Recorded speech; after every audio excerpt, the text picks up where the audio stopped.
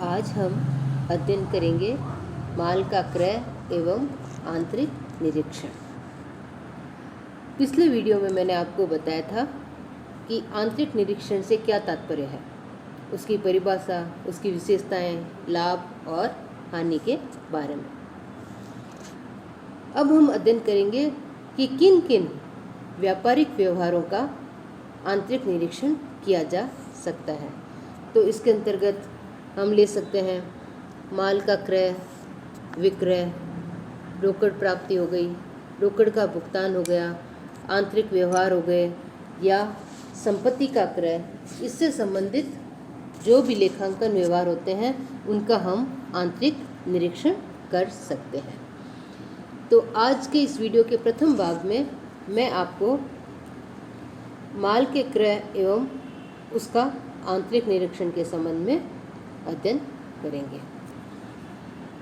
माल का क्रय एक प्रकार का ऐसा व्यावसायिक व्यवहार है जो साल भर निरंतर रूप से चलता रहता है, क्योंकि व्यावसायिक क्रियाएं माल के क्रय और विक्रय के इर्द गिर्द ही घूमती है। तो हमें इस प्रकार के व्यवहार के लिए हमें बहुत ही सावधानीपूर्वक आंतरिक निरीक्षण प्रणाली अपनानी पड़ती है। तो इसके अंतर्गत हम सबसे पहले जो माल का आंतरिक निरीक्षण करेंगे उसमें हमें आंतरिक निरीक्षण को कई भागों में विभाजित कर देना चाहिए, जैसे माल प्राप्ति का, क्रय संबंधी भुगतान का, स्टॉक का। इनसे संबंधित जो व्यवहार है वो सभी अलग अलग विभागों को सौंपना चाहिए, या अलग अलग इसके पक्षकार होने चाहिए, या अलग अलग इसके व्यक्ति होने चाहिए। किसी एक ही व्यक्ति को संपूर्ण क्रिया का कार्यभार नहीं सौंपना चाहिए, क्योंकि आंतरिक निरीक्षण प्रणाली हमारे लेखांकन की ऐसी प्रणाली होती है जिसमें लेखांकन के एक भाग का निरीक्षण दूसरे व्यक्ति के द्वारा किया जाता है। जो व्यक्ति एक व्यक्ति किसी कार्य करता है उसके कार्य का निरीक्षण उसके आगे वाला व्यक्ति करता है। तो ये एक लेखांकन की प्रक्रिया है। अतः माल के क्रय के आंतरिक निरीक्षण के संबंध में हमें इसको विभिन्न स्टेप्स में डिवाइड कर देना चाहिए या विभिन्न विभागों में बांट देना चाहिए, जिससे हमारी इसमें किसी प्रकार की त्रुटि, छल, कपट या गबन होने की संभावना नहीं रहे। इसलिए ऐसा करने के लिए हम इसको 4 स्टेप में डिवाइड करते हैं। जैसे पहला हो गया माल की आवश्यकता का अनुमान लगाना, दूसरा है माल मंगाने के लिए आदेश देना, तीसरा है माल प्राप्त करना, और चौथा है बीजक की जांच एवं भुगतान करना। इस तरह हम माल के क्रय की आंतरिक निरीक्षण प्रणाली को लागू करने के लिए इसको हम 4 भागों में बांट सकते हैं। अब देखते हैं कि पहला भाग क्या कहता है कि माल की आवश्यकता के संबंध में अनुमान लगाना। माल की आवश्यकता के संबंध में अनुमान प्राय जो निर्माण विभाग है या स्टोर कीपर है उसके द्वारा लगाया जाता है। स्टोर कीपर के द्वारा जो सामग्री रखी जाती है वो एक निर्धारित समय सीमा के पश्चात उसको उच्च अधिकारियों को यह सूचित करते रहना चाहिए कि अमुक सामग्री की इतनी मात्रा स्टॉक में रही है, अब उसको खरीदने का कार्यवाही शुरू कर देनी चाहिए। तो इसलिए सबसे पहले हमारा इसका कर्तव्य किसका होता है? स्टोर कीपर का, कि वह क्रय विभाग को इस किसी पर्टिकुलर सामग्री को क्रय करने के संबंध में मांग पत्र भेजता रहे। अतः स्टोर कीपर का यह दायित्व होता है कि वह क्रय विभाग को माल की आवश्यकता के संबंध में मांग पत्र भेजे।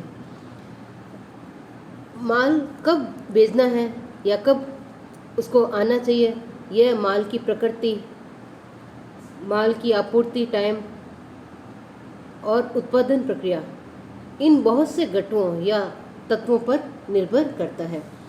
तो उत्पादन की प्रकृति के अनुसार किसी सामग्री की कितनी खपत होती है और उसको प्राप्ति करने, ऑर्डर देने में कितना समय लगता है, उस समय का अनुमान लगाते हुए या ध्यान रखते हुए स्टोर कीपर को माल के क्रय के संबंध में कार्यवाही करनी चाहिए। इसके संबंध में स्टोर कीपर है वो एक छपा हुआ क्रय मांग पत्र भरकर क्रय विभाग को भिजवा देता है।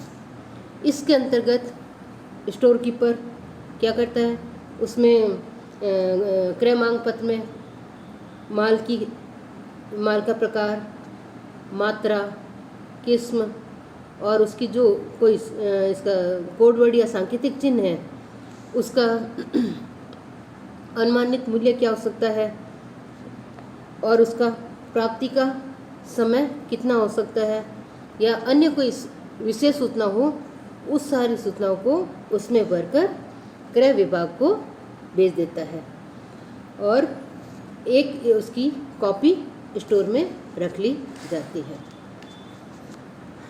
यदि कोई माल स्टोर में नहीं मिलता है तो संबंधित विभाग अध्यक्ष भी सीधे ही मांग पत्र क्रय विभाग को भेज सकते हैं और ऐसे विभाग इस मांग पत्र की एक कॉपी स्टोर कीपर को भी भेज देते हैं, जिससे वो अनुमान लगा सकता है कि कौन सा माल मंगाना है या उसका वो आदेश दे सकता है। इसके नेक्स्ट प्रोसेस आता है हमारा माल मंगाने के लिए आदेश देना। तो आंतरिक निरीक्षण के अंतर्गत हमें एक ऐसी व्यवस्था अपनानी चाहिए जिसमें जब स्टोर कीपर द्वारा मांग पत्र भिजवा दिया जाता है तो क्रय विभाग द्वारा माल के खरीदने के संबंध में कार्रवाई शुरू करनी चाहिए या वो क्रय विभाग इसके संबंध में कार्रवाई शुरू कर देता है। इसके लिए वो क्या उस सामग्री के संबंध में वो पूछताछ करता है, अपने पुराने रिकॉर्ड देखता है, पहले यदि उस प्रकार की सामग्री पहले भी आ रखी है तो वो कहाँ से मंगवाएगी, कितनी मंगवाएगी और क्या रेट से मंगवाएगी, उसका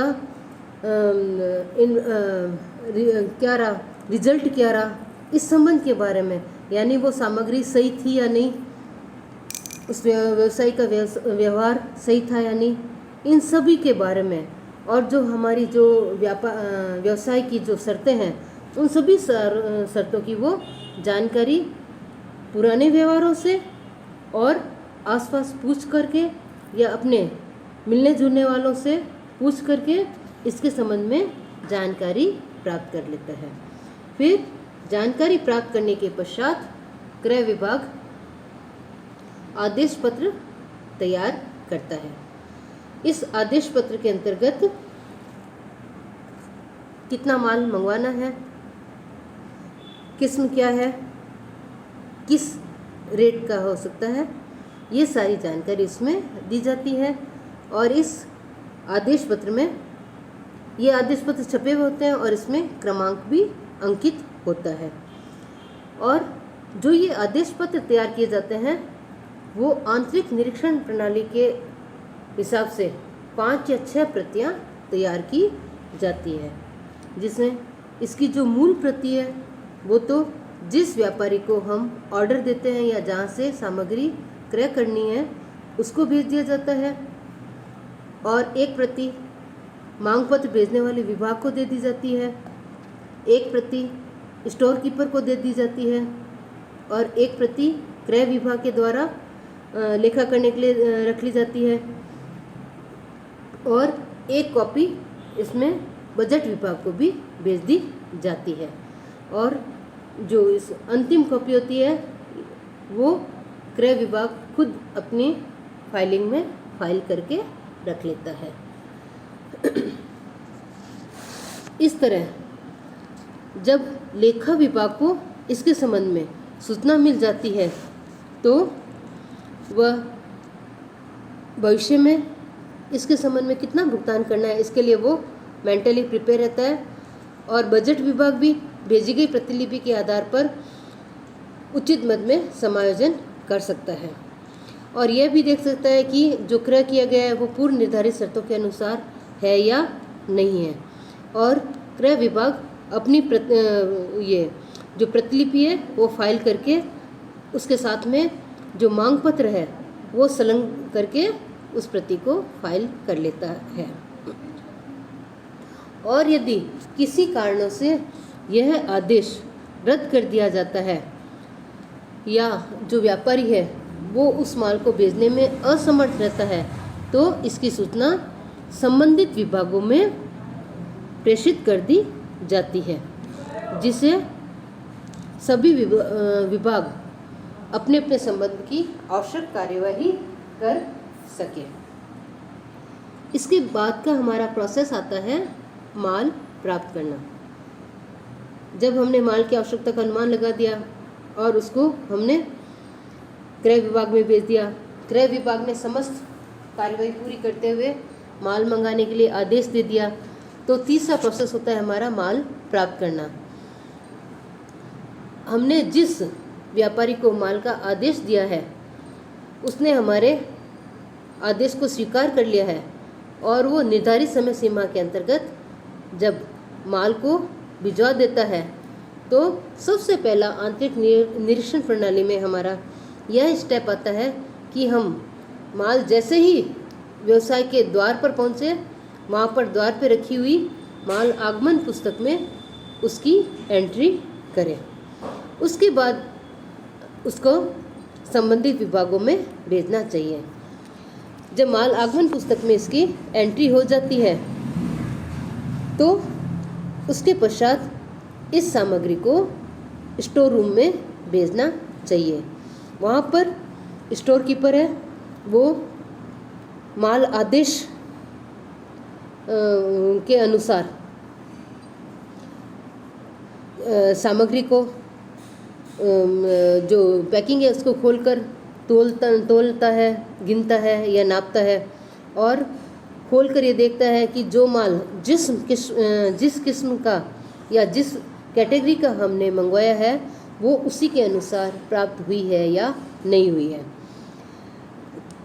इसके जांच के पश्चात जब वो संतुष्ट हो जाता है तब स्टोर कीपर माल प्राप्ति नोट तैयार करता है और इसकी 2 से 3 प्रतियां तैयार करता है और इसकी जो मूल प्रति है वो तो क्रय विभाग को भेज दी जाती है और एक प्रति लेखा विभाग को भेज दी जाती है और एक प्रति वो अपने स्वयं के रिकॉर्ड के लिए फाइल करके रख लेता है। इस तरह माल प्राप्ति से संबंधित हमें आंतरिक निरीक्षण हम अपनाते हैं। इसके बाद का लास्ट स्टेप इसमें आता है बीजक की जांच एवं भुगतान करना। जब हमारे आदेशानुसार माल का क्रय हो जाता है यानी माल प्राप्त हो जाता है तो संस्था का जो क्लर्क है यानी लेखा विभाग जो क्लर्क है वो जो प्राप्त बीजक है उस बीजक को सबसे पहले क्रय विभाग में भेजता है। उसमें क्रय विभाग उस बीजक पर स्टाम्प लगाकर और डेट अंकित करके लिख के और साइन करके उसको आदेश पत्र की कॉपी के साथ में भेज देता है। और जो ये माल प्राप्ति नोट की प्रति है जो क्रय विभाग में प्राप्त हो गई थी, इसमें हमें 4 चीज़ों को ध्यान रखना है। एक तो बीजक, दूसरा मांग पत्र, तीसरा आदेश पत्र और चौथा है माल प्राप्ति नोट। ये सब चीज़ें एक साथ संलग्न होनी चाहिए।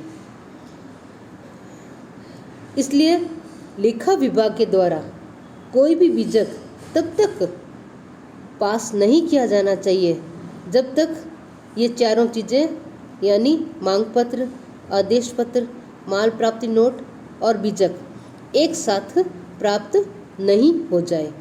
ये सारे प्राप्त होने के बाद में इन चारों की आपस में क्रॉस टैली करने के पश्चात में यदि कोई भिन्नता नहीं पाई जाती है तो ऐसी स्थिति में जांच के कर्मचारी को उस पर हस्ताक्षर कर देना चाहिए और इसकी कार्यवाही के लिए आगे हम लेखा विभाग को भेज देते हैं और लेखा विभाग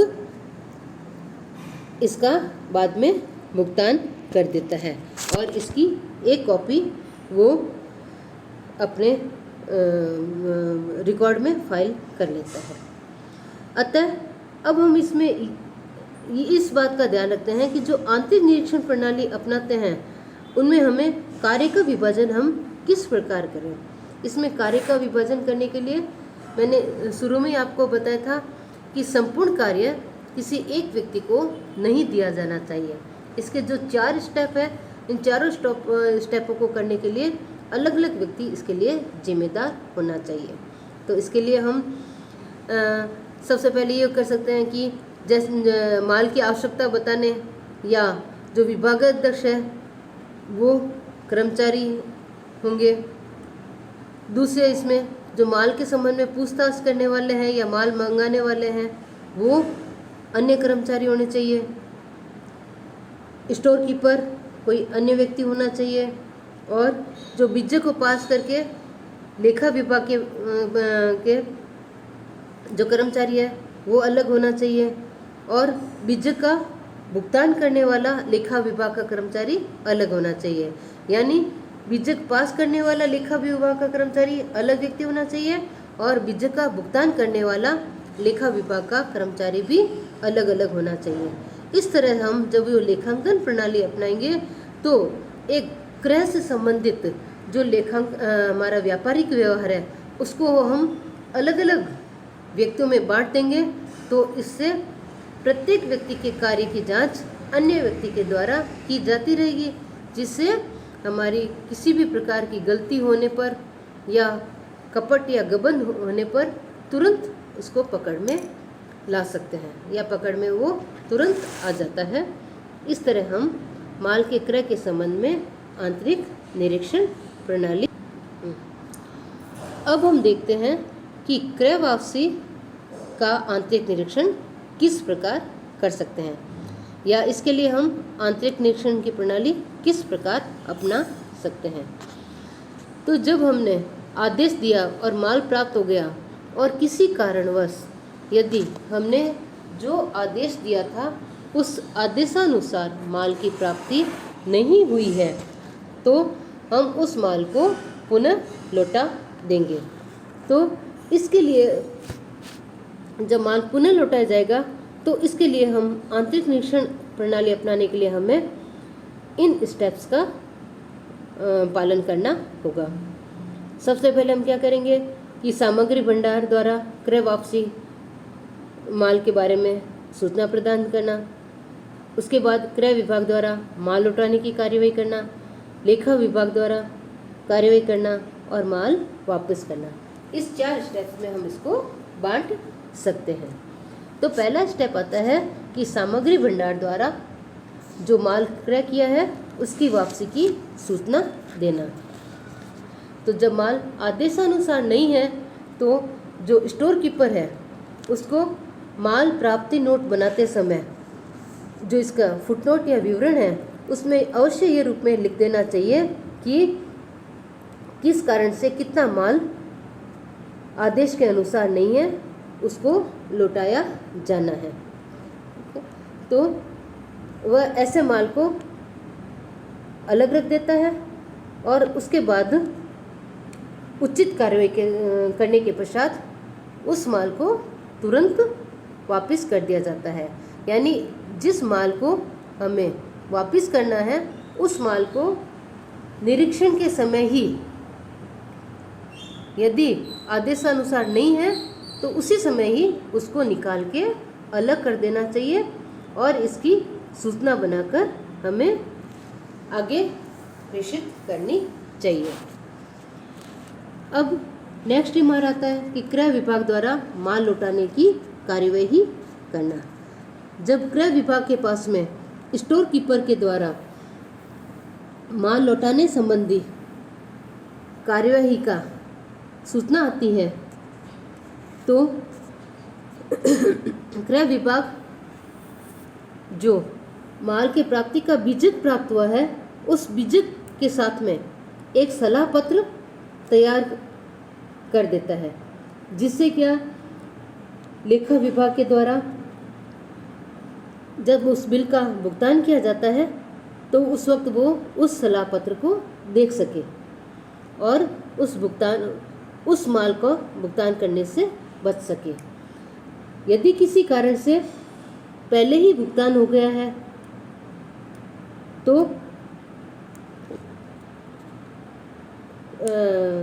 इस सलाह पत्र में आदेश क्रमांक, दिनांक व बीजक संख्या अवश्य लिख देना चाहिए, जिससे हम आगे से क्रेता से हम क्रेडिट नोट बनाकर प्राप्त कर सकें। इसका नेक्स्ट हमारा स्टेप आता है लेखा विभाग द्वारा कार्यवाही करना। जब लेखा विभाग इस सलाह पत्र की बीजक से जांच करता है और स्टोर कीपर के द्वारा जो माल प्राप्ति नोट मिला है उससे मिलान करता है और पूर्ण जांच के पश्चात वो लेखा विभाग डेबिट नोट तैयार करता है और उसकी क्रय वापसी पुस्तक में इसकी प्रविष्टि कर देता है और डेबिट नोट की जो मूल कॉपी है, ओरिजिनल कॉपी है, वो क्रय विभाग में भेज दी जाती है और एक प्रतिलिपि है वो बीजक के साथ में इसको एनक्लोज कर दी जाती है, ताकि बीजक का भुगतान करते समय वापसी माल के लिए जो आवश्यक कटौती है वो की जा सके। यदि हमारे बीजक का भुगतान हो चुका है तो क्रय विभाग को इसकी तुरंत सूचना भेजनी चाहिए, जिससे क्रय विभाग द्वारा लेनदार से एक क्रेडिट नोट बनाकर प्राप्त किया जा सकता है और उसी के आधार पर लेखा विभाग में लेखा किया जा सके। इसके पश्चात हमारा लास्ट स्टेप आता है माल वापस करना। जब क्रय विभाग में लेखा विभाग से डेबिट नोट या कोई सूचना प्राप्त हो जाती है माल लौटाने की कार्यवाही के संबंध में, तो ऐसी कार्यवाही प्रारंभ कर देनी चाहिए। क्रय विभाग द्वारा सामग्री भंडार, क्रय विभाग सामग्री भंडार क्लर्क को माल पैकिंग करने का आदेश देता है और माल पैकिंग होने के पश्चात जो दरवाजे पर माल बाहरी पुस्तक रखी हुई होती है उसमें इसके संबंध में एंट्री करनी चाहिए और इस प्रकार माल को रवाना करके उसके साथ में जो आवश्यक प्रपत्र है जैसे डेबिट नोट, पैकिंग नोट्स, सलाह पत्र और क्रय विभाग द्वारा संबंधित व्यापारी के पास में इसको भिजवा देने चाहिए और संबंधित व्यापारी से क्रेडिट नोट प्राप्त होने पर क्रय विभाग को उसे लेखा विभाग में भिजवा देना चाहिए तथा उसका विवरण अपने पास भी रख लेना चाहिए। लेखा विभाग में क्रेडिट नोट के संबंध में उचित कार्यवाही की जाती है। यदि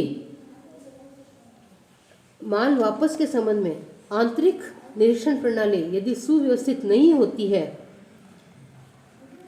तो ऐसा कर्मचारी जो बीजक का भुगतान करता है और जो क्रय पुस्तक में इसका लेखा करता है वो दोनों यदि आपस में मिल जाए तो एक बड़े गबन की संभावना बनी रहती है। तो इसलिए क्रय वापसी और उसका आंतरिक निरीक्षण अपनाने के लिए हमें सामग्री भंडार क्लर्क द्वारा वापसी माल के संबंध में सूचना देना और माल की पैकिंग करके भिजवाने के संबंध में अलग कर्मचारी रखना चाहिए। उसके पश्चात जो कार्य का विभाजन आता है वो क्रय विभाग में विजिट पास करने वाले कर्मचारी और आवश्यक कार्यवाही करने वाले कर्मचारी को माल वापस करना अलग होना चाहिए। उसके पश्चात लेखा विभाग में विजिट पास करने वाले और डेबिट नोट तथा सलाह पत्र तैयार करने वाला कर्मचारी अलग होना चाहिए। इसके अलावा लेखा विभाग में जो क्रय वापसी पुस्तक है उसमें एंट्री करने वाला कर्मचारी अलग होना चाहिए और इसका क्रय का भुगतान करने वाला रोकड़िया अलग होना चाहिए। यानी इन स्टेप्स को पूरा करने के लिए प्रत्येक लेखांकन व्यवहार के लिए हमें अलग अलग कर्मचारी नियुक्त करना चाहिए। इससे जो भी हमारी लेखांकन कार्यवाही है इन सभी के जब तक वो एकजुट न हो जाए तब तक किसी भी प्रकार की त्रुटि, हानि, कपट या गबन होने की संभावना नहीं रहती है।